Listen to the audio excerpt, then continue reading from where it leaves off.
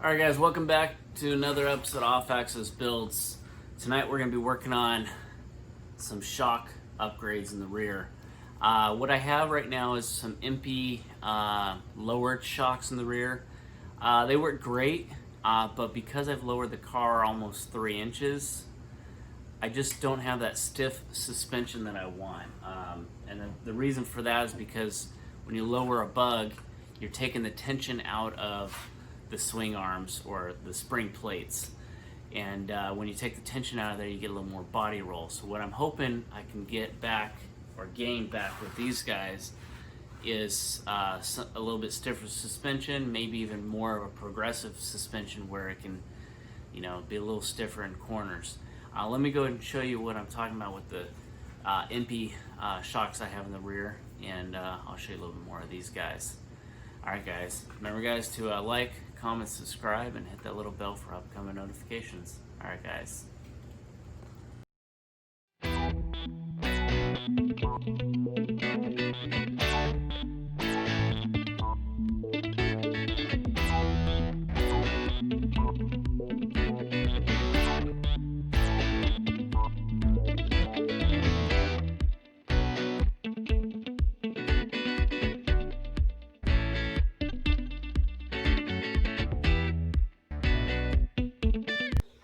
Alright guys, so let me show you a little bit about the sway that I have right now currently with these impy shocks.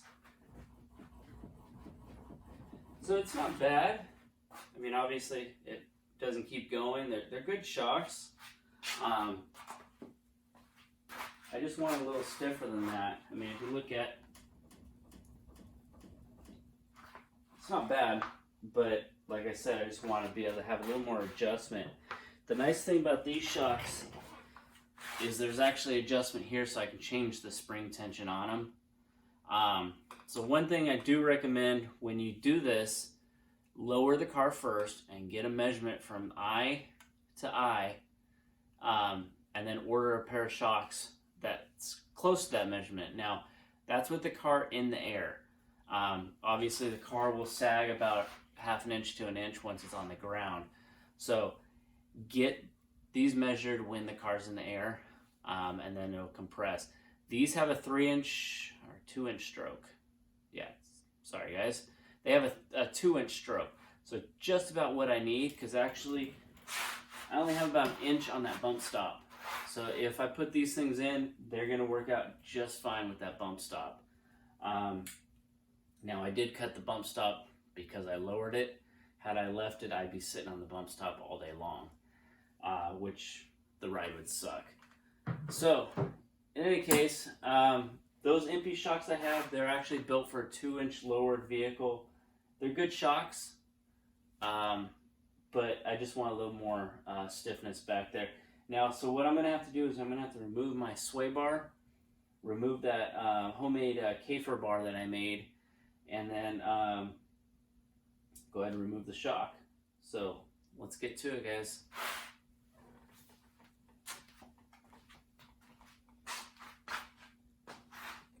Alright guys, so let's get a baseline of where I'm at with this current shock and see how much this new shock will lift it or not lift it. Coming off the transmission mount, I'm looking at 4.5 inches. That's with the current shock I have, which is an impy shock, 2-inch lowered shock. Let's go ahead and take a look at that shock. See that white guy right there? It's a 2.5-inch lowered shock. So what I'm going to be replacing it with is that gas shock with a spring on it. So let's go ahead and get this thing lifted, and then we'll remove some bolts here, which in my case are 3/4 and 17mm, I believe, or 3/4 on both sides. I can't remember. But in any case, we're going to remove those. The sway bar mount will stay. And then I also have to remove the Kafer bar that I made, that red bar in there. I got to remove that so I can get the top shock off. So let's go ahead and start unbolting things.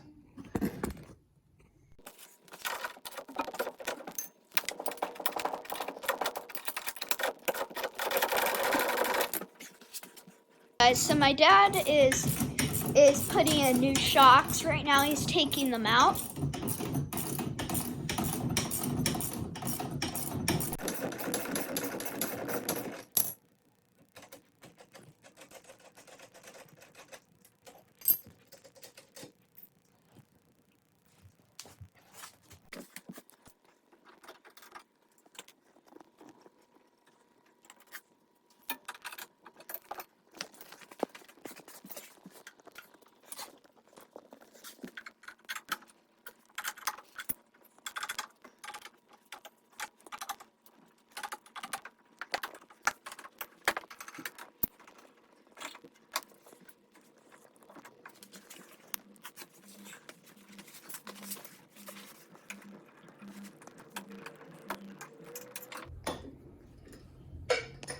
The bug's really coming along.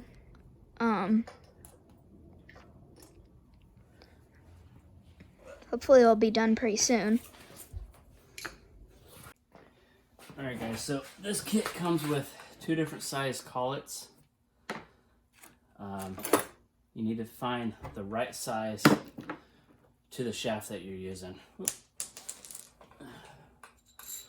So you don't want it too loose. Okay, the ones that I have in there are currently too loose. Okay, so I'm actually gonna pop those out and put these in its place.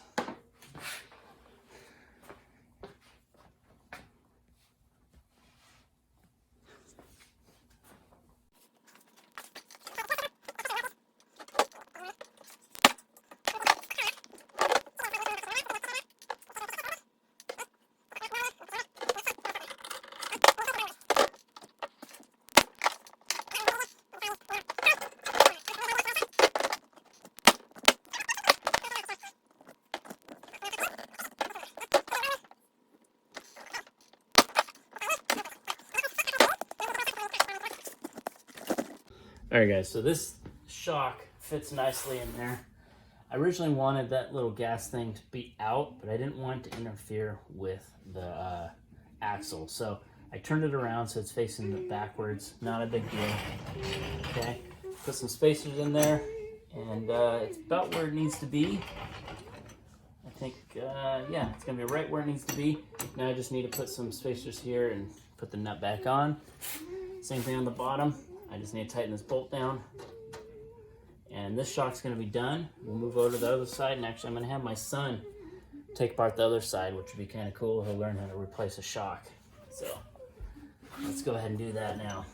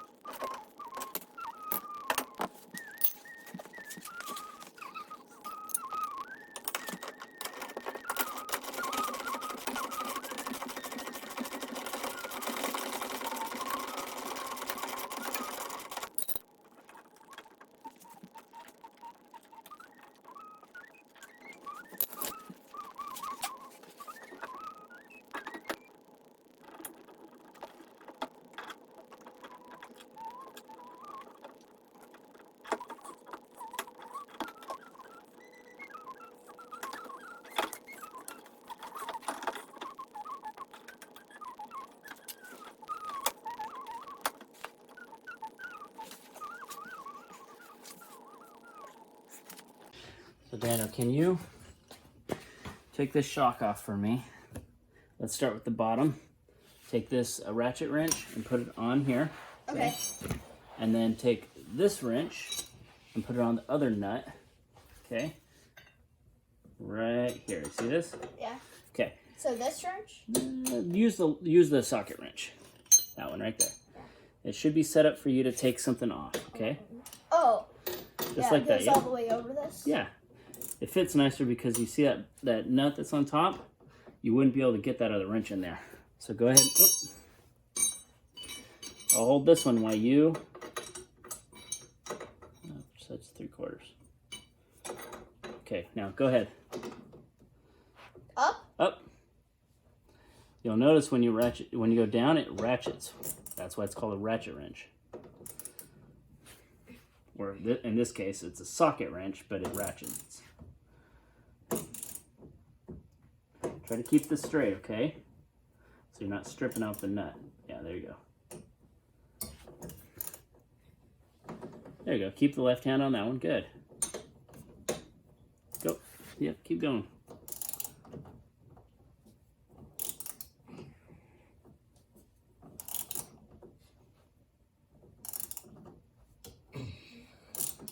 You'll get to a point where it's going to get really easy. And at that point, you can probably almost take the nut off by hand. Keep going.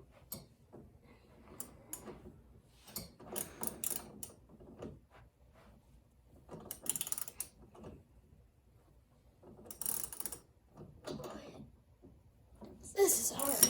Yeah, taking bolts off are. Go ahead.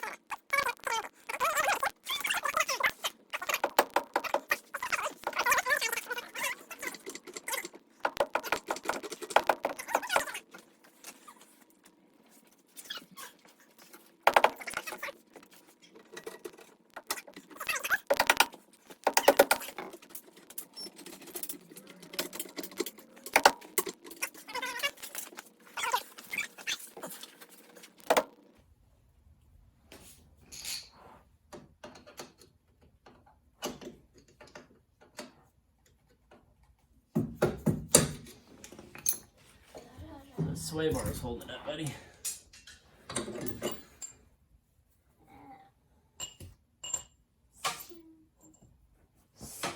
Okay, now we got the bottom off. Can you do the same to the top? What? Can you take the top off? Take the top off. I'll try.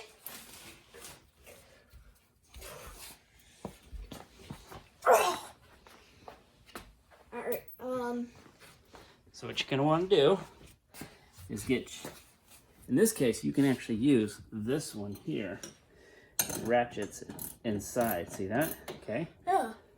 And then I will use the other one to hold this top part, or this other side of the bolt. Oh, there's a bunch of stuff caked on it. Yeah, it's been painted. Uh-oh. You didn't tape it? I think I forgot to tape that bolt off. Okay, go ahead. Up. Yep, you got it. Down. Up. And down. Up. Up.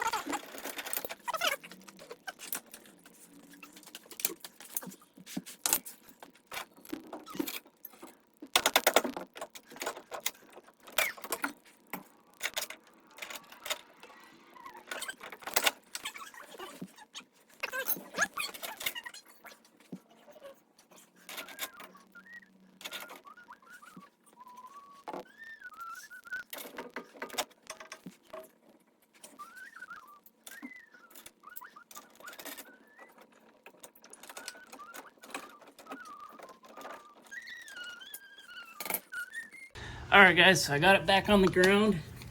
Just want to do one last measurement.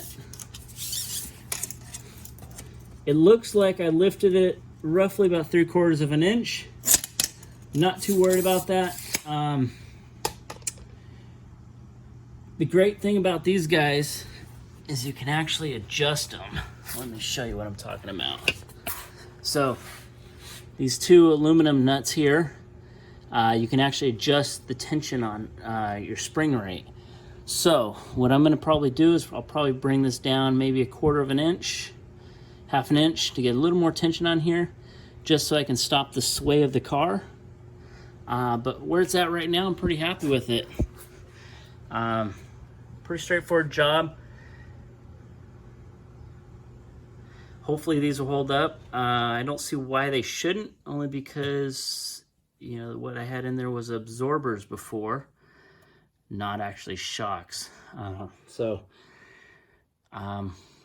think it turned out all right.